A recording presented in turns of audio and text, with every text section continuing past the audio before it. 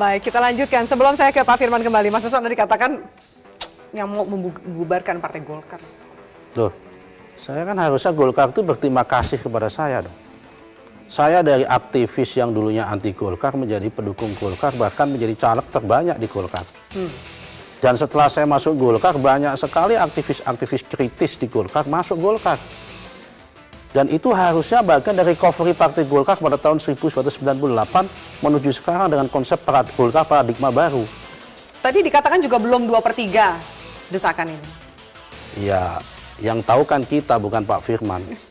Kalau soal masalah berapa jumlahnya itu. Saya yakin nanti kalau jumlahnya banyak juga pasti akan ngikut semua.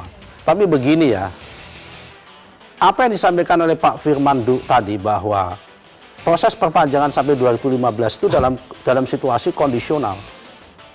Baik. Kondisionalnya apa? Kalau Golkar terlibat dalam pilpres, dikhawatirkan tadi perpecahan.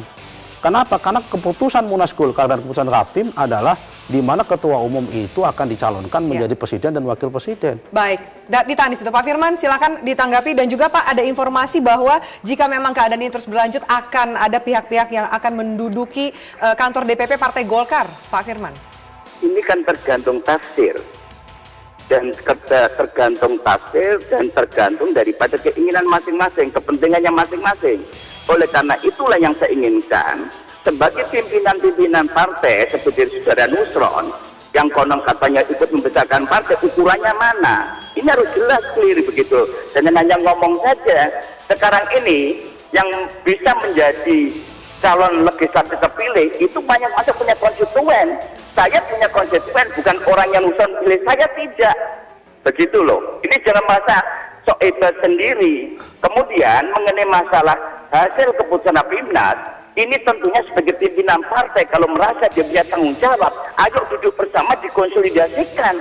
Bagaimana jalan keluarnya? Jangan dibicarakan di luar sistem. Oke. Ini baik. Persoalannya. Ini kan akan merusak daripada Partai Golkar sendiri. Itulah terang saya terpaksa tadi karena saya ada acara keluarga ini, Pak. Baik, Pak Firman. Baik, terima kasih banyak. Saya lanjutkan dulu. Ya. Ini terpaksa saya harus menanggapi karena saya melihat statement-statementnya harus diluruskan. Baik, singkat saja Pak Firman, saya persilakan Anda singkat saja. Silakan meluruskan apa yang perlu Anda konfirmasi di sini. Statement ini kalau nggak diluruskan, nanti dikesankan pimpinan sekarang ini tidak benar. Padahal ini kan tanggung jawab secara kolektif gitu loh.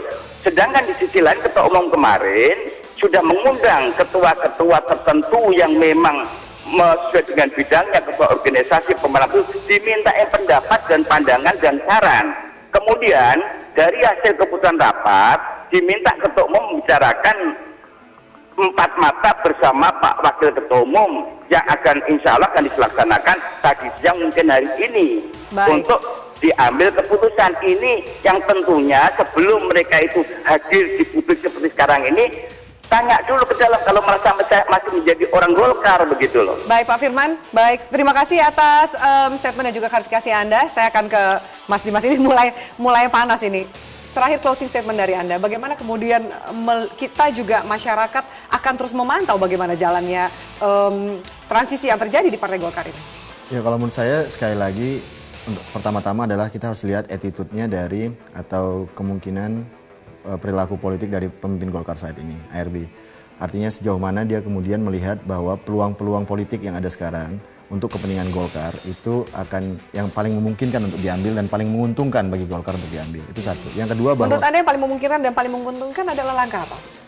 Situasinya begini, bahwa memang Partai Golkar dalam posisi secara formal mendukung pasangan nomor 1 selama ini. Dan itu cukup menyulitkan mereka. Sehingga dalam posisi politik secara objektif menurut analisis saya, yang perlu dibangun adalah exit strategi jika mereka hendak mendukung pasangan yang kemudian dipilih oleh rakyat memimpin Indonesia. Karena memang nature-nya Golkar itu adalah ikut dalam proses pembangunan, pemerintahan. Baik. Itu satu. Yang kedua kemudian adalah sejauh mana... Saya harus closing. Terakhir adalah bahwa ARB ini adalah memang masa-masa penutupnya dan kemudian Partai Golkar sekarang mempersiapkan siapa pemimpin yang akan menggantikan ARB ke depan. Baik. Nah kontestasi politik dengan berbagai isu yang berseliweran itu menjadi sebuah dinamika politik yang menarik ke depan. Kita lihat bagaimana dinamika politik yang terjadi di tubuh Partai Golkar, Mas Nusron, Mas Dimas Oki, dan juga Pak Firman. Sebelumnya ada juga Pak Hadrianto Tohari. Terima kasih atas waktu Anda. Dan pemirsa jangan kemana-mana, Metro Highlights akan kami lanjutkan usai jeda berikut ini, di mana 2 kali sidang MK belum menunjukkan adanya indikasi pelanggaran Pilpres yang bersifat terstruktur, sistematis, dan juga masif.